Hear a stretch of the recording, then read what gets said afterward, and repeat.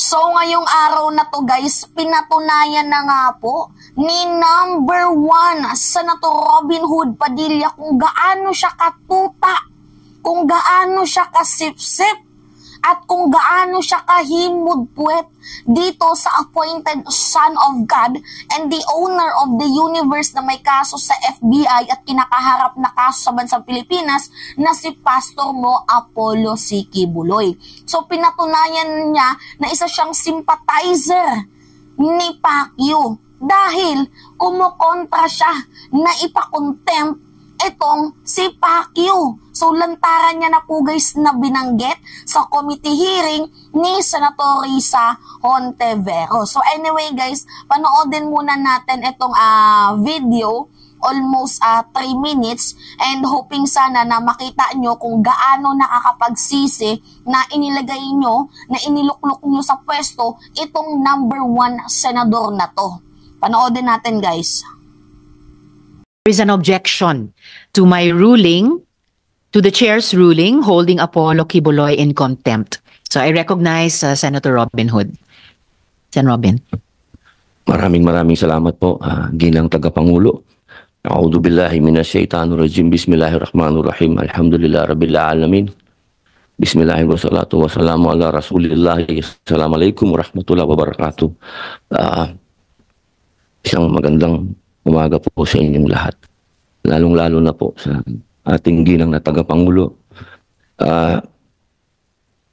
Ipagpaumanhin niyo po ninyo, aking pong tinututulan ang naging pasya na makontempt si Pastor Quiboloy.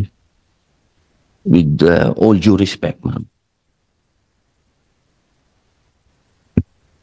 Well noted po ng chair ang objection ni Sen. Robin sa ruling ng chair holding Pastor Quiboloy in contempt.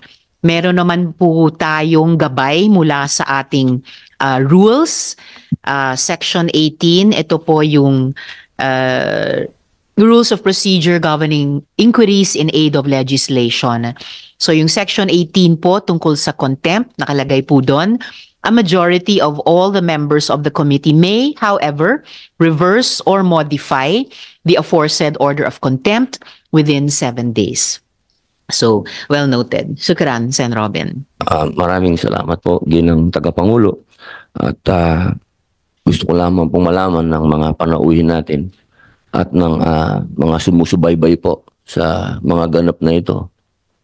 Ang akin pong mga kadahilanan para humingi ng ng pagpapakumbaba at ang karapatan ng pag-object, ang hindi pagsang-ayon. Napag-usapan po namin ito ng mahal na senadora na aking pong ginagalang, sinasaluduhan at palagi ang nagpupugay sa kanyang mga ipinaglalaban. Siya na mismo nagbanggit na aking sinasaluduhan, na ako'y nagpupugay sa kanyang mga pinaglalaban, pero yung pinaglalaban ngayon ni Senator Risa Hontiveros, hindi niya man lang kayang suportahan.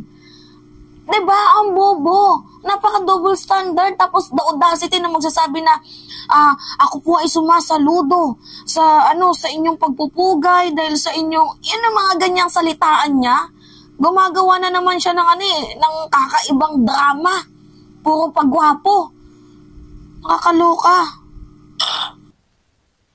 Ako po ay nagpapasalamat muli sa inyo, mahal na ginang tagapangulo, sa pagtanggap po ng aking objection. Maraming salamat po. At sa 7 araw po. May 7 araw po ang majority of the members of the committee. Majority. Opo, na gawing formal itong pag-object sa ruling ng chair holding Pastor Quiboloy in contempt. Pag sinabi po ba, ginang tagapangulo, ito po ba yung membro natin? Sila. Tama po, Sen. Robin. Ito po yung majority of the members of the Committee on Women. Yun lang pong members lang po, no? Malinaw po, no? Hindi po kasama yung mga leaders. 7. Bali, 6 pa po. Ang nakalagay po sa Section 18, contempt, ay a majority of all the members of the committee. Okay po. Maraming salamat po ulit. Maraming salamat po. Afwan, Sen. Robin. Tingnan mo, paulit-ulit.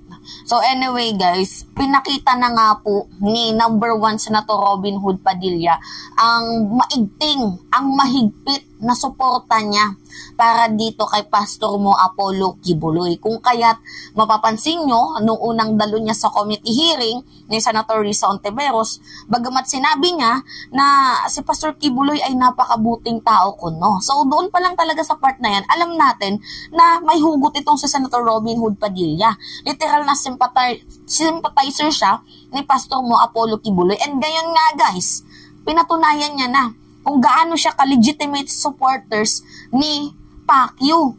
So, umattend naman siya sa hearing, hindi niya ba narinig yung testimony ng isang OFW na halos hindi na sila makapagpadala sa kanilang pamilya, bagkus lahat ng kanilang naiipong pera kulang pa nga, tapos ang iba pa nga doon nagtitinda pa sila, nagkakayod kalabaw para may maibigay kay Pastor Mo Apollo Kibuloy na ginagastos niya lang para pambili ng gasolina, private jet, helicopter. Hindi mo ba narinig yun? Yung pambubudol niya. Kasi tinawag ni Senator Risa Hontiveros na scammer itong si Pacquiao. Yung pambubudol niya na may charity para sa mga kabataan na halos thousands of children daw kuno. Pero nung binisita nito ni Dindo na isang witness din na biktima ni Pacquiao, nung binisita niya, halos nga hindi umabot ng 300 yung mga kabataan na mga pinifed nila at mostly pa doon mga anak ng Kingdom of Jesus Christ workers. Hindi yung anak ng mga yung mga as in poorest of the poor. Hindi mo ba naririnig yun? Ha?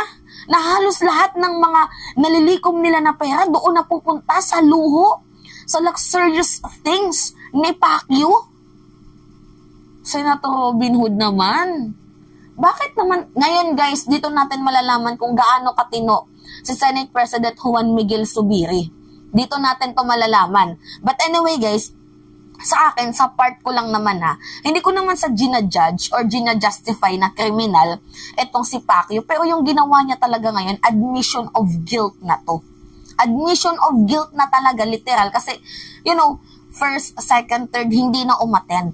So, sabi pa nga ng isang witnesses, kung siya man ay papasabina, pupunta siya ng Pilipinas, haharapin niya kung ano mang ikakaso sa kanya.